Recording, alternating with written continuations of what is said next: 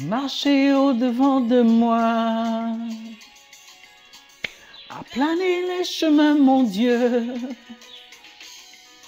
rompre les verrous de fer, briser les barrières des haines, m'accorder ta grâce. Oh,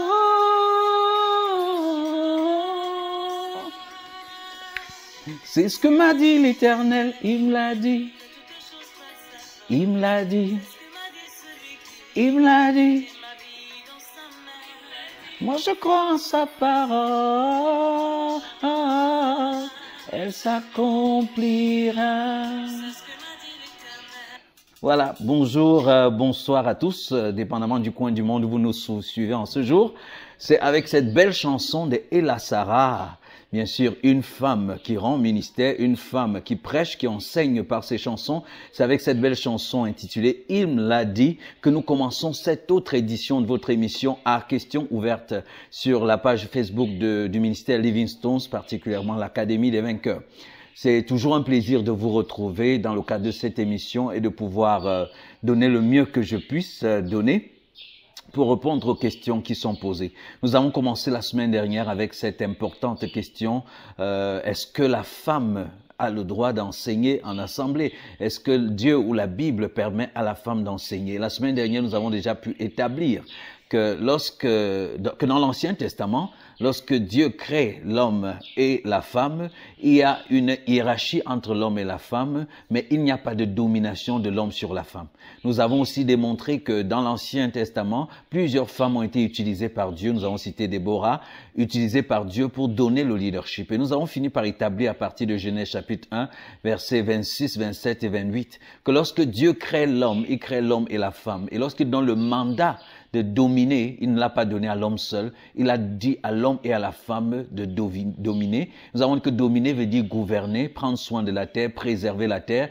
Donc le mandat que Dieu donne au premier couple qu'il a créé est un mandat qui est donné au couple, c'est-à-dire aux deux personnes qui constituent le couple, l'homme et la femme. Et chacun d'eux est donc appelé à repliquer le règne sur la terre, ce qui est traduit par dominer. Nous avons démontré aussi en s'appuyant sur certains écrits de l'apôtre Paul que la pensée de l'apôtre Paul ne peut pas être d'empêcher à la femme d'enseigner, puisque c'est lui-même aussi qui nous dit dans le livre de Galates que désormais en Christ, il n'y a plus d'hommes, il n'y a plus de femmes, il n'y a plus de grecs, il n'y a plus de juifs. Nous sommes devenus un en Christ. Donc il n'y a pas un esprit saint qui habite en l'homme et un autre esprit saint qui habite chez la femme. Le même esprit saint qui habite en l'homme et le même esprit saint qui habite chez la femme. La même capacité que le Saint-Esprit communique à l'homme et la même capacité que le Saint-Esprit communique à la femme.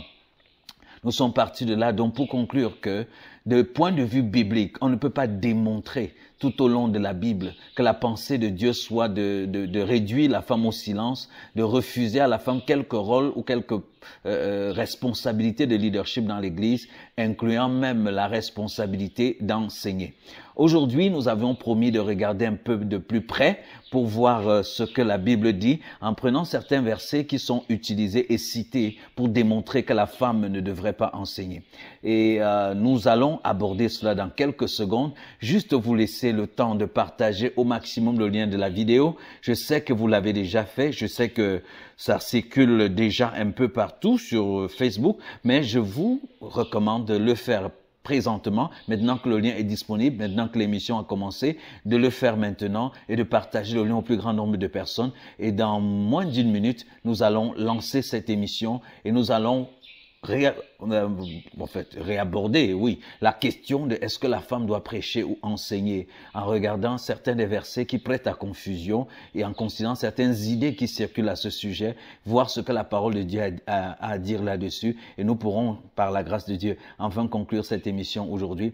Bienvenue à tous ceux qui nous regardent des quatre coins du monde. Continuez de partager le lien et je vais continuer de suivre cette belle chanson de Ella Sarah avec vous. Merci de rester connectés. C'est ce que m'a dit l'Éternel.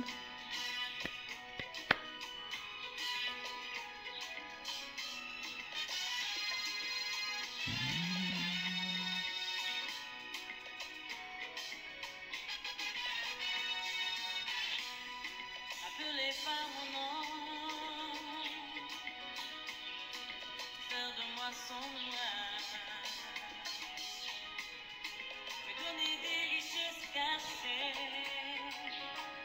Les aurais pu s'enfuir, mais si il le fera, pas de doute, je garde la foi. Oui, moi je crois en sa parole de vérité.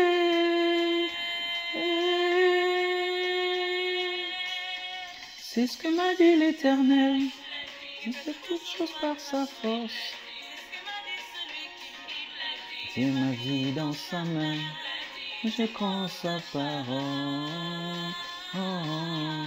Elle s'accomplit, c'est ce que m'a dit l'Éternel, il fait toutes choses par sa force. C'est ce que m'a dit celui qui tient ma vie dans sa main, je crois en sa parole. Elle s'accomplira.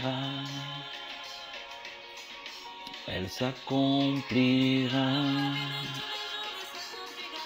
Elle s'accomplira.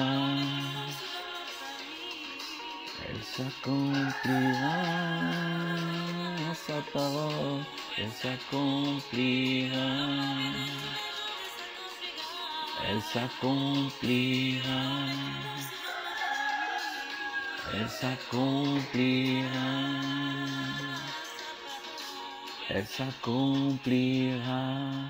Voilà, merci une fois de plus à Ella Sarah. Merci à chacun d'entre vous connectés en ce moment. Bienvenue à tous ceux qui nous suivent du côté du Canada, de Montréal. Bienvenue aussi à ceux de Prague. Voilà, salut à Aude du côté de Prague. Bienvenue à tous ceux de la France. Bon, bienvenue à Lydienne et à Fly, à tous ceux qui nous suivent du côté de la France, de la Suisse, de la Russie, ceux qui nous suivent du côté de la Chine, et ceux qui nous suivent bien évidemment au Cameroun, à Yaoundé, à Douala, en Côte d'Ivoire, dans l'Afrique francophone en général. Bienvenue à chacun d'entre vous et merci d'être connectés. Alors, nous abordons notre question.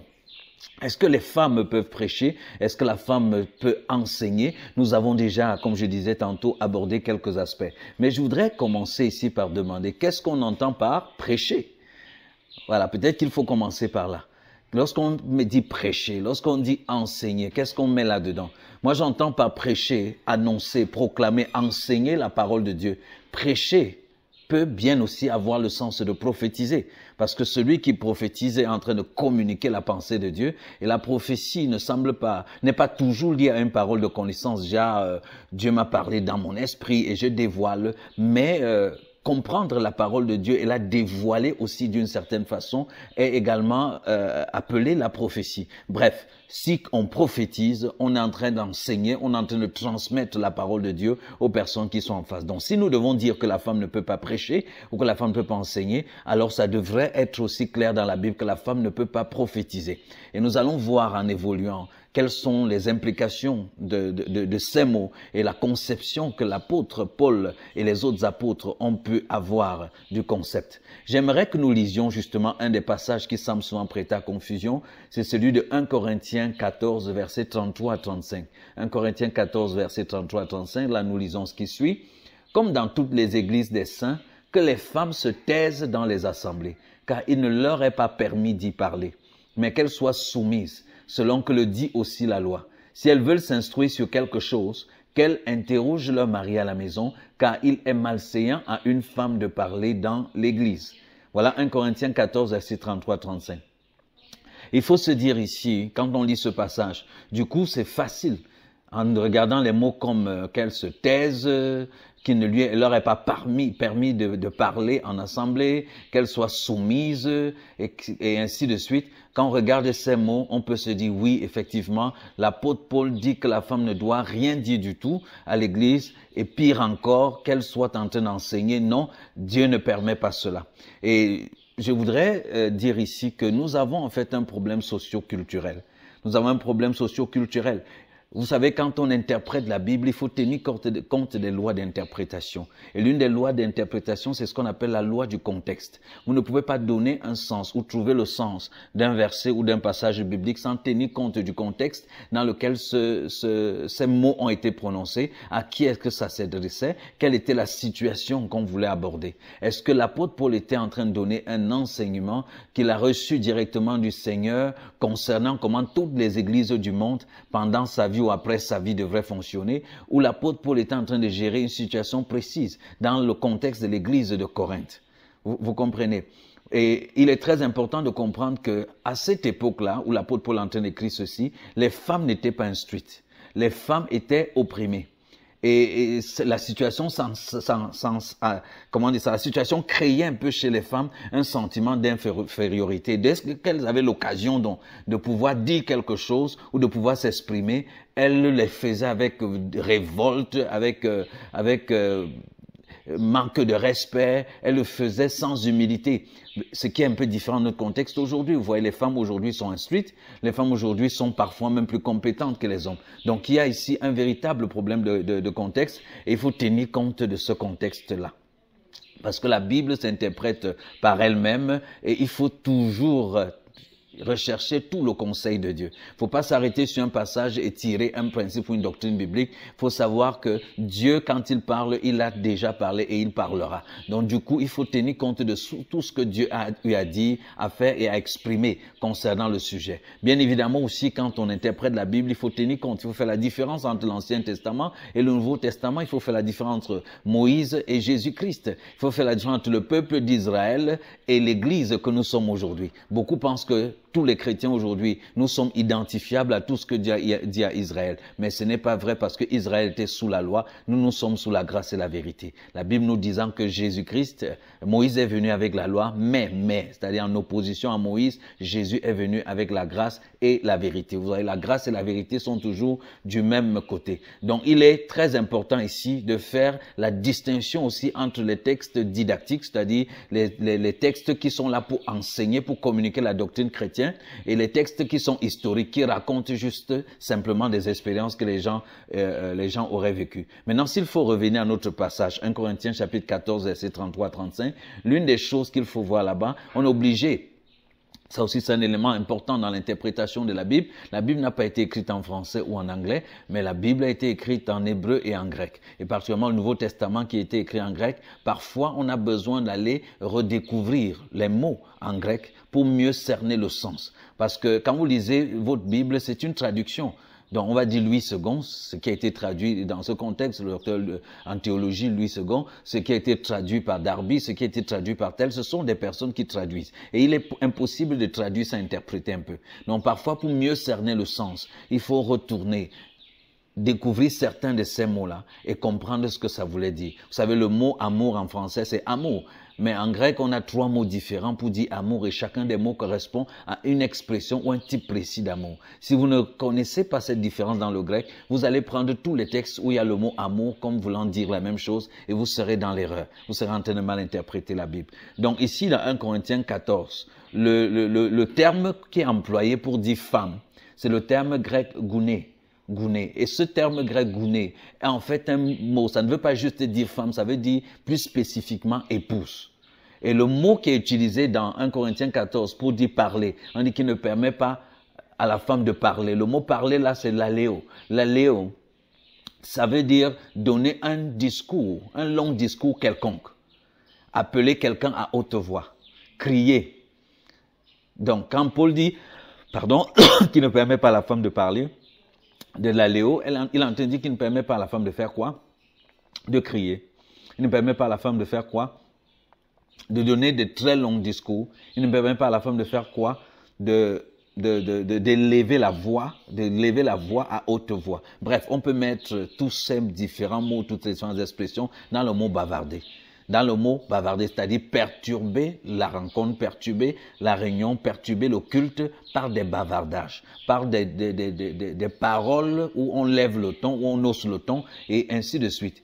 Et donc, il est très important ici de comprendre que le texte qui est abordé les mots qui sont utilisés ne renvoient pas nécessairement au même sens des mots que nous utilisons aujourd'hui.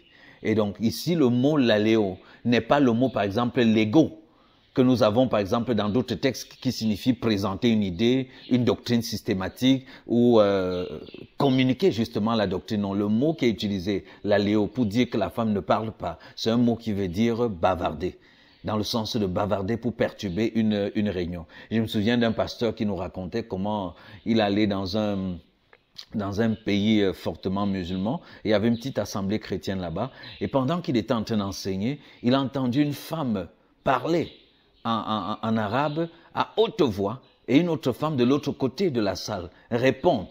Et elles ont continué cette conversation pendant qu'il est en train de prêcher en plein culte. Alors il a arrêté pour demander à son interprète que mais qu'est-ce que ces femmes sont en train de se dire de si important. L'interprète dit que non, l'une des femmes a demandé à l'autre le prix de certains condiments sur le marché aujourd'hui, et la femme lui a donné les prix. Et ils sont en train de discuter pour comparer là où les prix sont moins chers ou là où les prix sont plus chers. Qu'est-ce qui se passe là? Lui, il était en train d'enseigner. Voilà deux femmes qui sont en train de discuter du prix des condiments en plein culte. Mais pourquoi ces femmes se retrouvent en train de discuter des prix des condiments en plein culte? L'une des explications est que dans ce pays, la plupart des femmes n'étant pas instruites, le langage qui est utilisé pour prêcher, même comme elles sont assises là, elles ne comprennent rien de ce qui est dit. Du coup, à un moment, elles oublient. C'est comme si elles perdent de vue qu'elles sont même dans un culte, puisque de toutes les façons, elles ne savent même pas de quoi il s'agit. Elles entrent dans des conversations qui n'ont rien à voir. Une femme pourrait être en train de causer avec sa copine à l'église dans le contexte de l'apôtre Paul et oublierait qu'il y a un culte qui est en train de se dérouler. Une femme serait assise quelque part et elle voudrait poser la question à son mari, parce qu'il faut aussi remarquer ici que en ce temps-là, les hommes et les femmes ne s'asseyaient pas nécessairement au même endroit. Les hommes étaient en avant et les femmes avaient leur petit coin là derrière où elles devaient s'asseoir. Elles ne pouvaient pas entrer jusqu'à un certain niveau du temple, notamment en Israël. Donc, une femme qui est assise loin au fond, qui se souvient de quelque chose qu'elle voudrait demander à son mari et qui oublie qu'elle est là en plein culte parce que pour elle, elle ne comprend rien de tout ce qu'elle fait, elle ne donne aucune valeur à ça. Elle va crier, « Hé Joseph, s'il te plaît, donne-moi les clés, je veux déjà rentrer. » Tu sais que les enfants, et ça va perturber le culte. Donc le mot utilisé ici par l'apôtre Paul, qui est l'aléo et non pas l'ego, signifie que l'apôtre Paul est en train de parler, de demander à la femme de ne pas perturber la réunion, de ne pas interrompre la réunion par des interjections, par des réactions, par des conversations où le ton est haussé et qui empêchent justement le bon déroulement du culte. Donc, si on veut retraduire, si on veut redire ce verset en tenant compte des définitions des mots gouné qui veut dire épouse et des mots laléo qui veut dire bavarder, on dira que les épouses, c'est-à-dire 1 Corinthiens 14 deviendrait que les épouses soient dans la quiétude dans les assemblées. Il ne leur est pas permis de bavarder. Qu'elles soient silencieuses, qu'elles ne troublent pas l'ordre, qu'elles ne perturbent pas la rencontre. Donc que les épouses, pas juste les femmes, mais que les épouses soient dans la quiétude dans les assemblées, qui ne leur est pas permis de bavarder. Voilà. Donc cet élément, c'est très important de prendre en compte dans la compréhension de ce passage, dans l'interprétation de ce passage. C'est vraiment très très important. Et je rappelle qu'à cette époque, suivant le modèle de la synagogue juive, les femmes s'asseyaient derrière. Les mosquées, par exemple, aujourd'hui, ont gardé un peu ce système. Et entre elles, ils arrivaient de bavarder sur des sujets qui n'avaient rien à voir avec le culte qui était en train de se dérouler. Lorsque dans 1 Timothée, chapitre 2, versets 11 à 12, qui est un des versets aussi utilisés dans ce sens, il est dit que la femme écoute l'instruction en silence, avec une entière soumission. Je ne permets pas à la femme d'enseigner, ni de prendre de l'autorité sur l'homme, mais elle doit demeurer dans le silence. On comprend également que déjà dans le concept de la synagogue juive, la femme n'avait pas droit à la parole. Elle ne pouvait pas parler. Même les enfants pouvaient quand même y parler, mais les femmes ne pouvaient pas y parler. L'une des raisons étant, comme nous l'avons dit, que les femmes bavardaient énormément et perturbaient le culte, et parce que dans le contexte du culte chrétien, maintenant qu'ils étaient en Christ, ils avaient compris qu'il n'y a plus ni grec ni juif, elles avaient désormais accès là où elles n'avaient pas accès, elles semblaient tout se permettre, comme interpeller leur mari n'importe comment et même pendant le culte. Alors Paul donne ici des instructions qui ne sont pas nécessairement des doctrines, mais qui sont des instructions pour mettre de l'ordre et gérer un ensemble de situations inappropriées qui sont en train de se produire dans le contexte de l'église de Corinthe. La femme n'ayant pas droit donc à la parole, les enfants pouvant même parler, qu'est-ce qui se passe?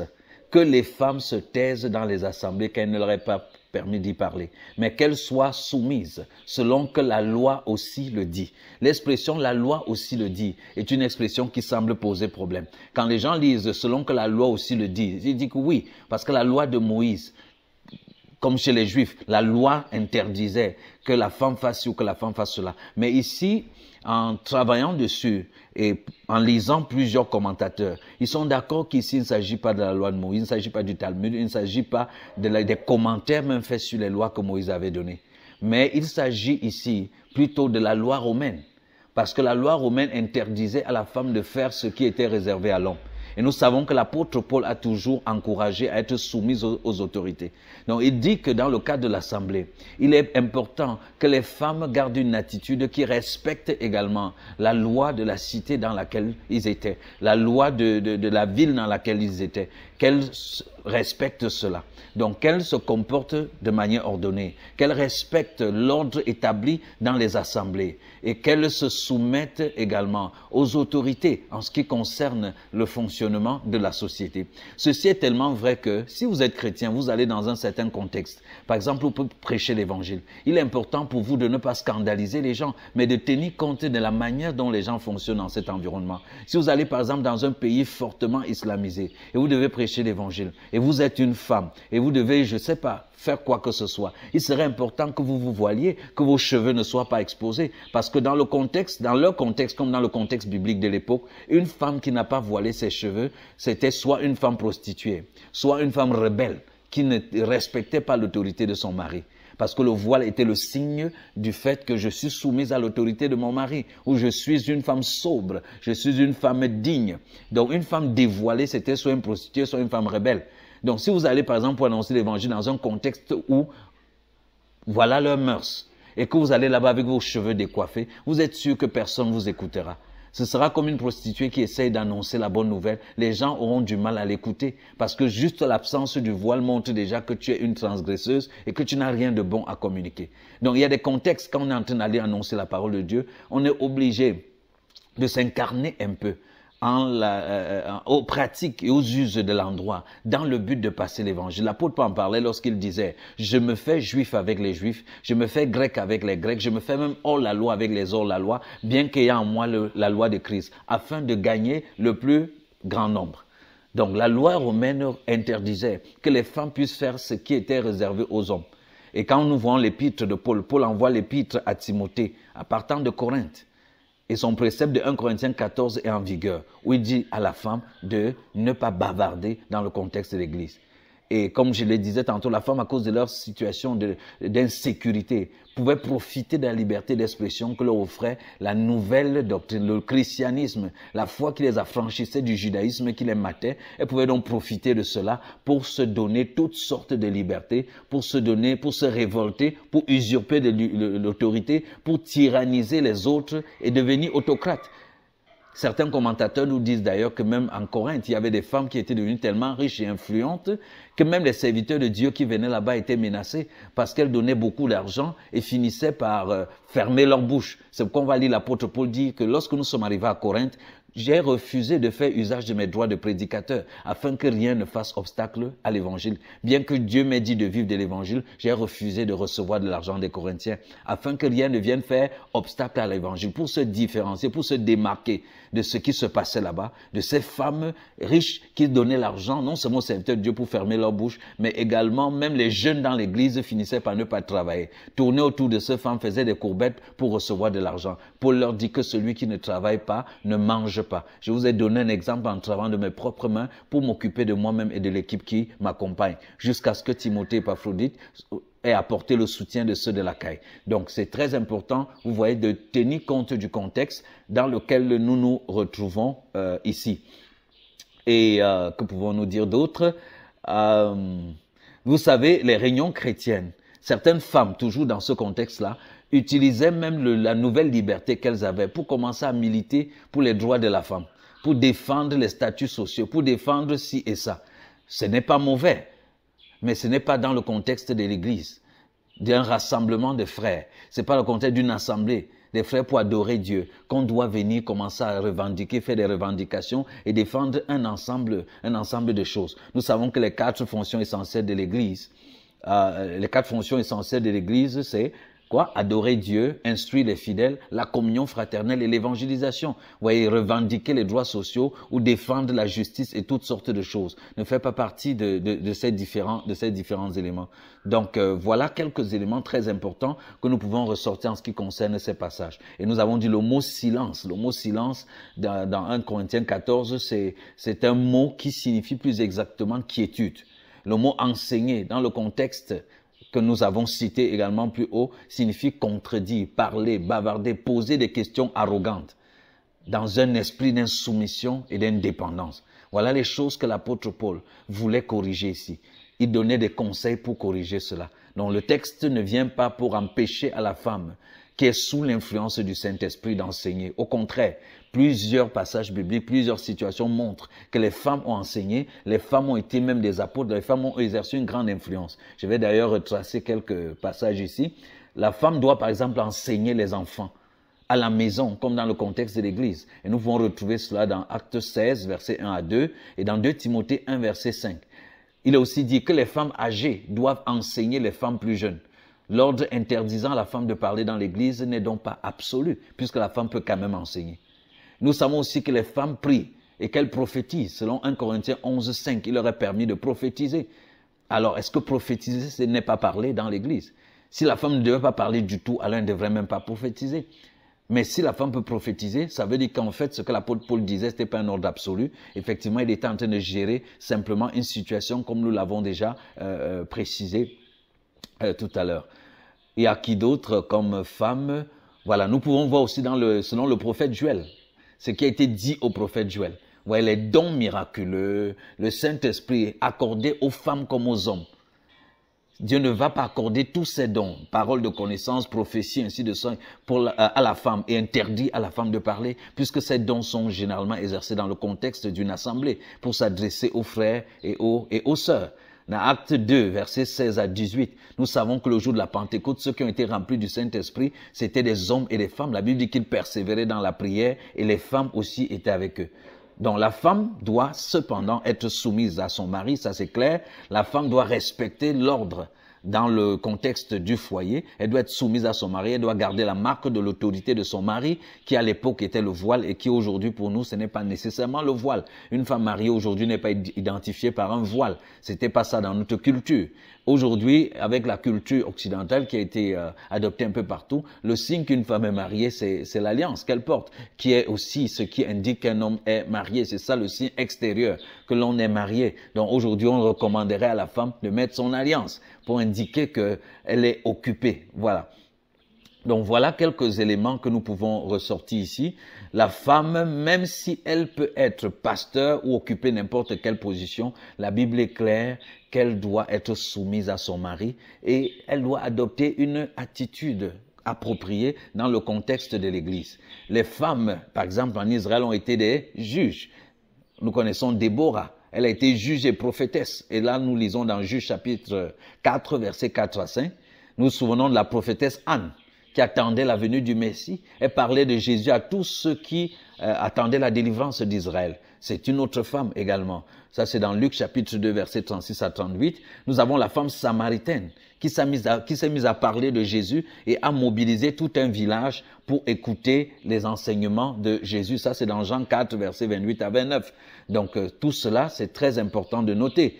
Nous pouvons voir le ministère de Lydie, qui semble être la première convertie européenne et la première proclamatrice de l'évangile en Europe. Ça, c'est dans Actes des Apôtres, chapitre 16, versets 13 à 15. Ce sont tous des femmes. Nous pensons à l'évangéliste Philippe. La Bible nous dit qu'il avait 4 filles vierges qui prophétisaient. Ça, c'est dans Actes des Apôtres, chapitre 21, verset 9. Acte 21, verset 9. Il avait 4 filles vierges qui prophétisaient. Donc, elles enseignaient, elles communiquaient la parole de Dieu. Elles ne se taisaient pas. Il leur a été permis de parler dans l'assemblée pour prophétiser. C'était pas au quartier ou au champ qu'elles étaient en train de prophétiser. Donc, ça, c'est très important aussi à noter.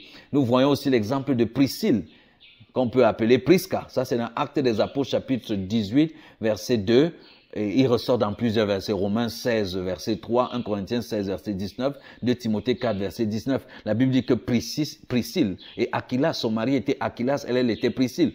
Mais la Bible nous laisse comprendre que Priscille et Aquilas, c'est eux qui ont même fait asseoir certains serviteurs de Dieu, comme Apollos. Apollos qui enseignait qui annonçait l'évangile, mais qui ne savait pas que Christ était déjà venu. Mais quand Apollos a rencontré Priscille et Aquilas, ça veut dire que Priscille et Aquilas l'ont fait asseoir et lui ont exposé plus clairement quelle était la pensée, quel était l'évangile. Et là, Apollos a saisi maintenant le message et allé enseigner, est devenu tellement percutant dans l'enseignement que certains le comparaient à l'apôtre Paul. Et certains disaient nous sommes de Paul, d'autres disaient nous sommes d'Apollos. Mais je veux faire remarquer ici que généralement quand la Bible cite un couple, on cite l'homme.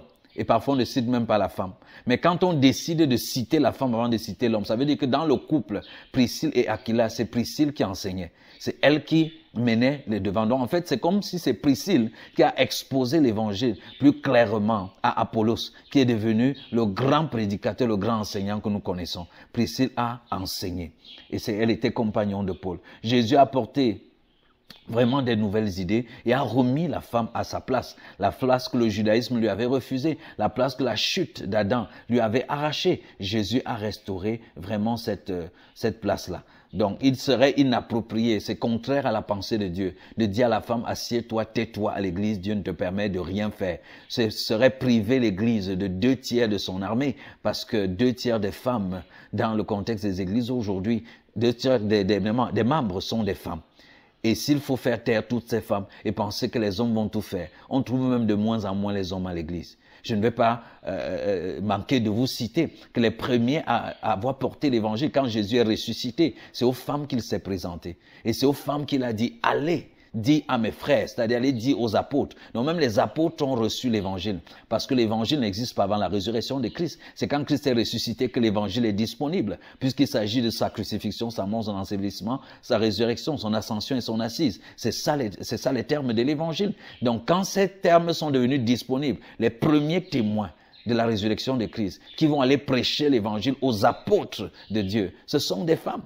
Ce sont des femmes. C'est exprès, je pense, que Dieu a choisi que ce soit les femmes qui portent ce message. En d'autres termes, comme c'est la femme qui avait fait tomber l'homme dans le jardin d'Éden, dans le jardin de la résurrection de Jésus-Christ, cette femme a été guérie et libérée de ce poids et de cette honte et de cette accusation qui pesait sur elle, en étant celle, non seulement qui a porté le Fils de Dieu dans son sein, c'est-à-dire Marie, mais également étant celle qui sera la première à aller porter le message qui va sauver l'homme de la chute dans laquelle il avait participé à entraîner l'homme.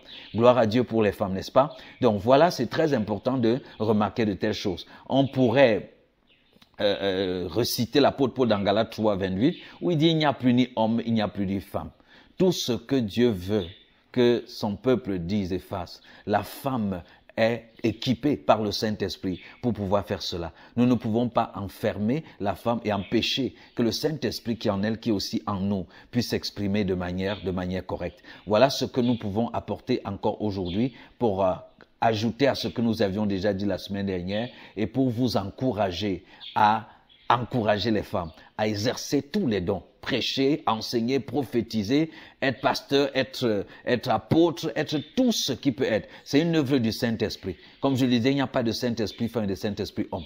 En Christ, nous sommes devenus des esprits. Et étant des esprits, les esprits n'ont pas de sexe. Donc, je vous encourage, femmes, ne soyez pas timides, ne soyez pas lourds. Si quelqu'un vous dit que vous n'avez pas le droit d'enseigner ou de rendre ministère, dites-lui que le même Saint-Esprit qui est en eux est le même Saint-Esprit qui est en vous. Et le Saint-Esprit qui vous pousse à faire les choses pour la gloire de Dieu est le même Saint-Esprit qui les pousse à le faire. Nous avons dit la semaine dernière, l'homme doit équiper, doit bâtir, doit cultiver sa femme et la rendre capable de faire ce qu'elle a à faire. Et tout homme qui travaille à étouffer sa femme, en citant des versets, nous avons expliqué que ces versets sont souvent tirés par le nez pour essayer de défendre une certaine domination de l'homme sur la femme. Les femmes sont des êtres en Christ, elles sont comme des hommes.